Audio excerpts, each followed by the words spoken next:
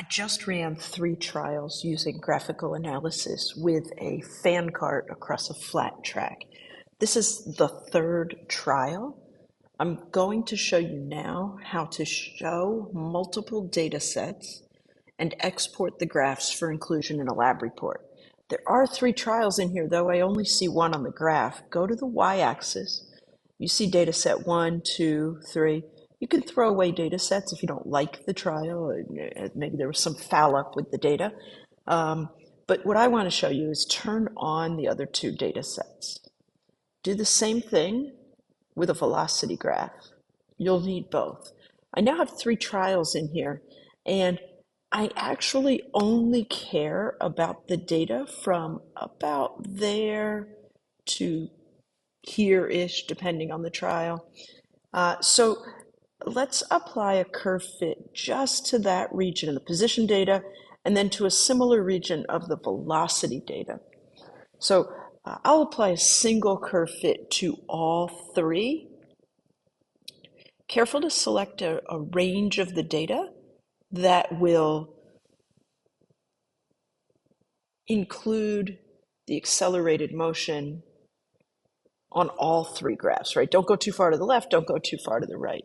Remember, you can apply a curve fit, choose the item on the list that best matches your data, go through several. Your choices at this point in 9th grade physics, proportional, linear, quadratic, these are the ones that we'll be working with.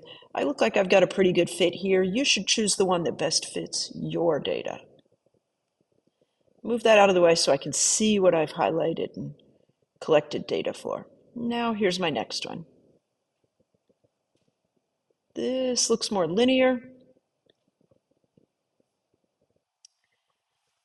Now let's set up the graphing options. Next step. So go under graph options and let's do a couple things here. So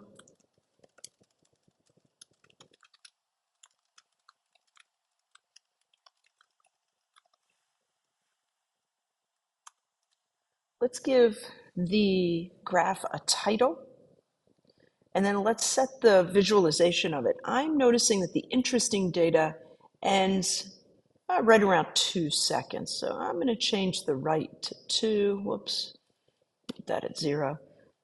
Oh, that's better. Maybe I'll go to 2.5. Yeah, that's not bad. The scaling, I like to have it always show the 0 position on the y-axis and x-axis. Then now let's do, yeah, my y-axis is scaled right, but we are going to always show 0.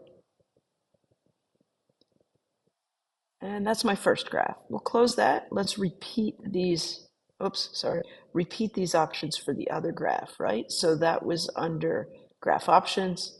We like to always show 0. And then we're going to mess with the time. I see that the 2 graphs are linked, so the time actually came through for me automatically. Now let's give this a title.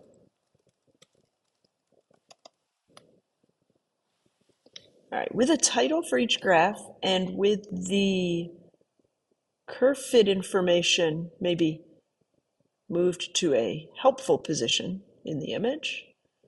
I've been fiddling with that quite a bit. We're ready to export these images. Let's see if this is a good setup. Go to the File menu, which is a picture of a sheet of paper, choose Export. This is going to generate an image that you can export, and you can see that it plopped this data directly on top of my graph. You can mess with the graph shape. Oh, that's not bad. Mess with the graph shape, that might be a good one, until the data and the summary information is not covering up the data.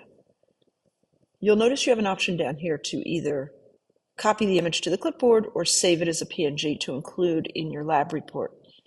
In addition, there's also data table information. This will be useful for you, so know that you can download comma-separated values of your data for later editing. So those 3 options, super useful to you.